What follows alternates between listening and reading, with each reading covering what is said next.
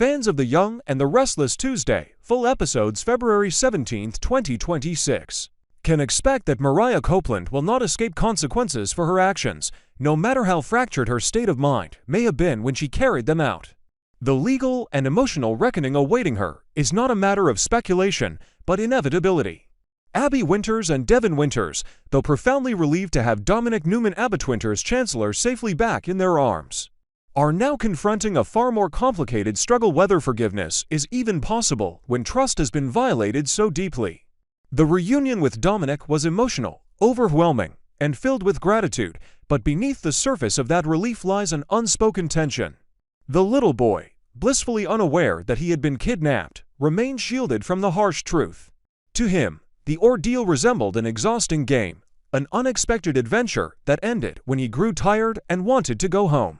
Devin and Abby have made a conscious decision to preserve that innocence for as long as possible, constructing a protective emotional barrier around their son to prevent trauma from seeping into his memory.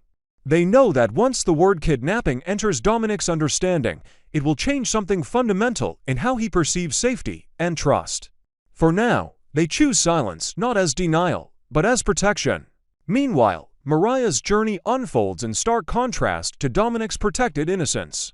Sharon Newman, her mother and the one person who understands Mariah's psychological fragility more than anyone else, remains by her side as Detective Burrow escorts her to the local police station. There is no dramatic resistance from Mariah, no defiant declarations of innocence. Instead, there is a hollow quietness, the kind that follows a psychological collapse. As she is transported back to Genoa City, she is no longer the woman convinced she was saving Dominic. The illusions that once fueled her determination have begun to dissolve, replaced by the stark reality of handcuffs and formal charges. Genoa City awaits her not with sympathy, but with scrutiny. The community that once saw her as a complicated but resilient survivor will now view her through a harsher lens. Consequences are no longer abstract, they are tangible, immediate, and inescapable. For Abby and Devin, gratitude and anger exist side by side in a painful duality. They are profoundly thankful that Dominic is home, unharmed, and still trusting of the world. They have spent sleepless nights imagining worst-case scenarios, and the relief of holding their son again is immeasurable, yet relief does not erase memory. This is not the first time Mariah's attachment to Dominic has crossed boundaries. Even before the kidnapping, there were moments small but unsettling when Mariah's bond with the child felt less like affectionate closeness and more like something possessive. Something blurred at the edges. At the time, those signs were dismissed as emotional complexity tied to surrogacy and trauma. Now, in hindsight, they appear as warning signals that were never fully addressed. Abby cannot help replaying those earlier incidents, questioning whether she ignored her instincts out of compassion, whether she mistook fragility for harmlessness. It is true that Mariah has long struggled with mental health challenges. Her history is layered with manipulation, abandonment, and the psychological scars left by Ian Ward's influence. Those factors cannot be separated from her recent actions. Abby and Devin understand that Mariah's breakdown did not emerge in isolation. However, understanding the cause does not eliminate the fear of recurrence. Parenthood has shifted their priorities irreversibly. They cannot afford to live in a constant state of vigilance, always wondering whether Mariah's instability might resurface. They cannot normalize the idea that someone so close to them could once again rationalize removing Dominic from their lives.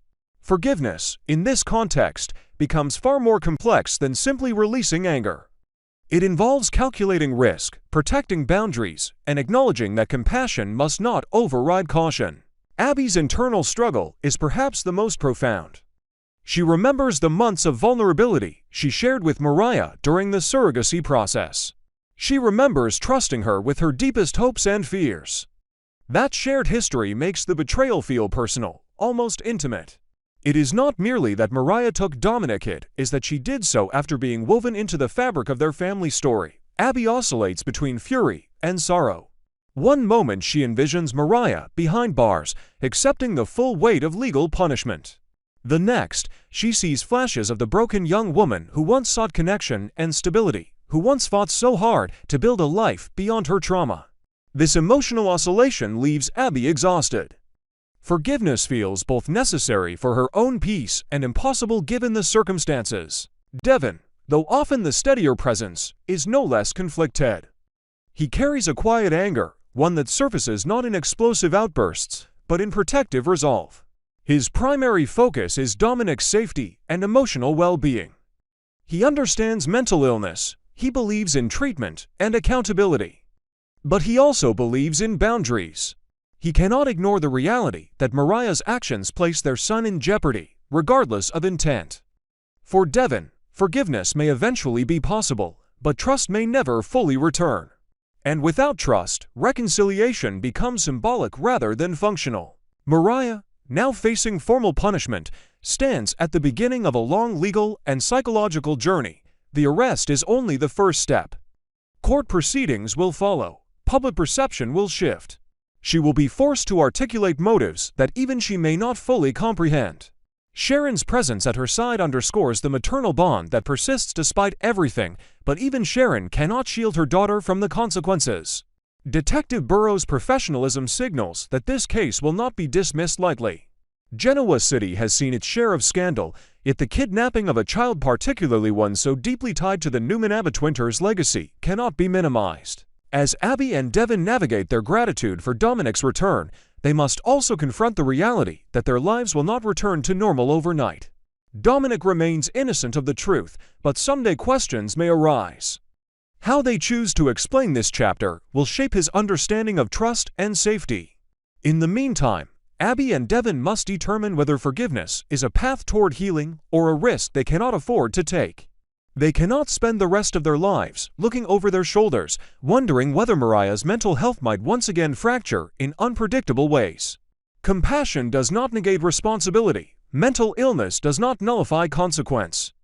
And love for a shared past does not guarantee a shared future. Ultimately, the struggle Abby and Devon face is not solely about Mariah's punishment. It is about redefining what safety means for their family. It is about acknowledging that while Mariah may be unwell, they cannot sacrifice their peace for her recovery. Forgiveness, if it comes, will be slow, measured, and contingent upon sustained change. For now, relief overshadows reconciliation. Dominic sleeps safely in his own bed. Abby and Devon watch over him with renewed vigilance. And somewhere in a holding cell in Genoa City, Mariah Copeland begins to confront the irreversible truth that even love distorted by delusion carries consequences that cannot simply be undone. Tessa Porter finds herself standing at the center of an emotional crossroads she never anticipated. Her carefully planned new beginning, suddenly destabilized by the arrest of the woman she once believed would be her forever. Before Mariah Copeland's breakdown culminated in kidnapping charges, Tessa had already made the painful decision to file for divorce. That choice had not come easily. It was not impulsive, nor rooted in bitterness, but in exhaustion. Their marriage had become strained under the weight of unresolved trauma, fragile mental health, and the quiet realization that love alone was not enough to sustain stability. In choosing to move forward, Tessa had envisioned something calmer, something less volatile, something grounded. Daniel Romalotti, Jr. represented that possibility. He had been patient, thoughtful, and remarkably steady during one of the most chaotic chapters of her life. He listened without judgment. He offered comfort without pressure. He did not demand that she choose between loyalty and survival. With Daniel, Tessa felt something that had eluded her for a long time: emotional safety. And yet, as Mariah is led into custody and faces the looming weight of trial, the clarity Tessa once felt begins to blur. Divorce papers suddenly seem cold and final in the face of a woman unraveling under legal scrutiny. Mariah's arrest is not simply a news headline. It is a seismic shift that pulls Tessa back into an emotional orbit she thought she had escaped.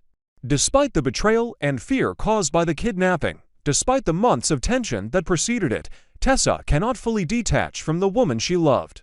There are too many shared memories, too many intimate battles fought together, too many nights spent promising resilience in the face of adversity.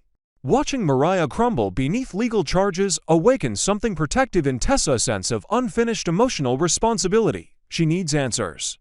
She needs to understand how hallucinations, trauma, and distorted thinking escalated into an act that jeopardized everything. Without those answers, she cannot fully close the chapter. Without confronting Mariah directly, she cannot determine whether the woman she once married still exists beneath the psychological wreckage. At the same time, Daniel stands beside her with unwavering patience. He has not pressured her to accelerate the divorce. He has not demanded exclusivity or emotional guarantees.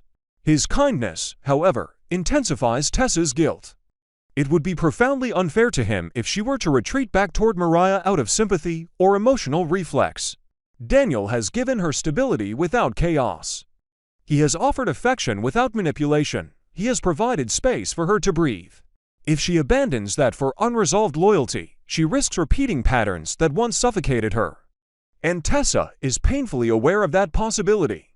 Her heart feels divided not merely between two people, but between two versions of herself, one who chooses stability and one who cannot ignore love in crisis. The arrest forces Tessa to confront uncomfortable truths. She cannot pretend that Mariah's mental health collapse exists in isolation from their marriage. She witnessed warning signs.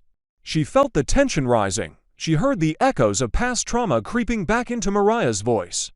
Yet she also felt powerless to stop it. That helplessness lingers now as Mariah faces court proceedings.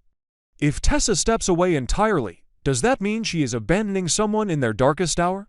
But if she steps back in, does that mean sacrificing her own fragile progress?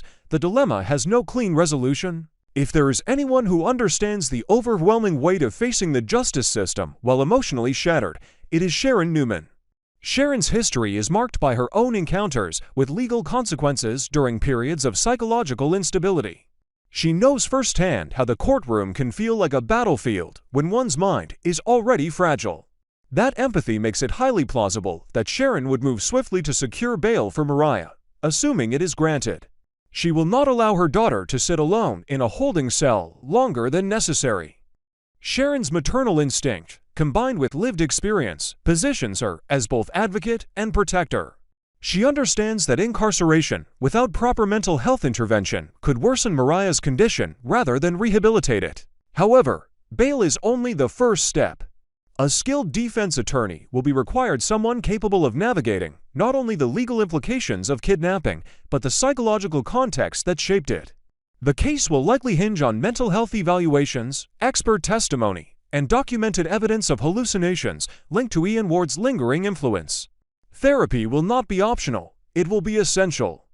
Court-mandated treatment programs may become part of any negotiated resolution. The legal process will dissect Mariah's psychological history, forcing deeply personal struggles into public view. That exposure will be humiliating, painful, and perhaps necessary for accountability. But it will also test every relationship surrounding her. Tessa's involvement in that process becomes increasingly complicated. If she attends court hearings, if she stands by Mariah's side even as divorce proceedings linger unresolved, what message does that send to Daniel, to Abby and Devin, to herself? Abby and Devin are already grappling with forgiveness. They may interpret Tessa's visible support as minimizing the severity of what happened. Yet Tessa cannot ignore the instinct to be present, to witness the consequences rather than flee from them. Her need for answers may ultimately compel her to confront Mariah face-to-face in a jail visitation room, demanding clarity about the distorted logic that fueled the kidnapping attempt. That confrontation could redefine everything, either reopening wounds too deep to heal or revealing remorse sincere enough to soften her stance. Meanwhile, another thread of tension threatens to unravel Sharon's stability just as she attempts to anchor Mariah's defense. Sharon's discovery that Nick Newman is concealing a secret from her introduces a fresh layer of turmoil. Sharon has endured enough instability. If she senses deception from Nick, whether related to Victor's maneuvering, corporate manipulation, or personal misjudgment, her already strained emotional reserves could fracture. She cannot afford distraction while fighting for Mariah's freedom and treatment. Yet secrecy has a way of compounding stress. If Nick's hidden truth intersects with Victor's larger schemes or impacts the legal defense indirectly, Sharon may find herself juggling too many crises at once. The ripple effects of Mariah's arrest extend far beyond a single courtroom.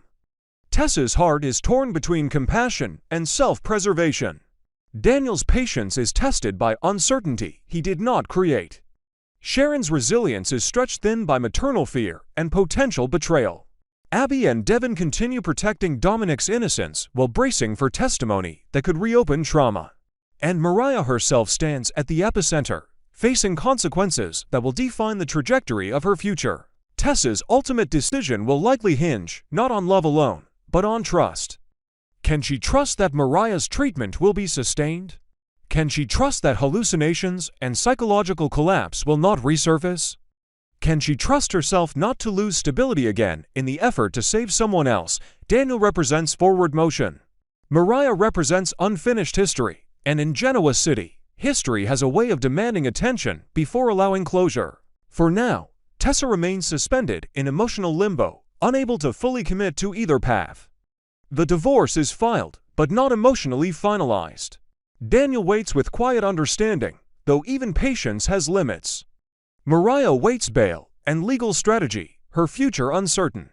And Sharon, determined yet vulnerable, prepares to shield her daughter while bracing for the possibility that Nick's secret may ignite yet another storm. In the end, this chapter is not simply about punishment or reconciliation. It is about choice, about whether love in crisis deserves revival or whether survival sometimes requires letting go, even when every instinct pulls you back.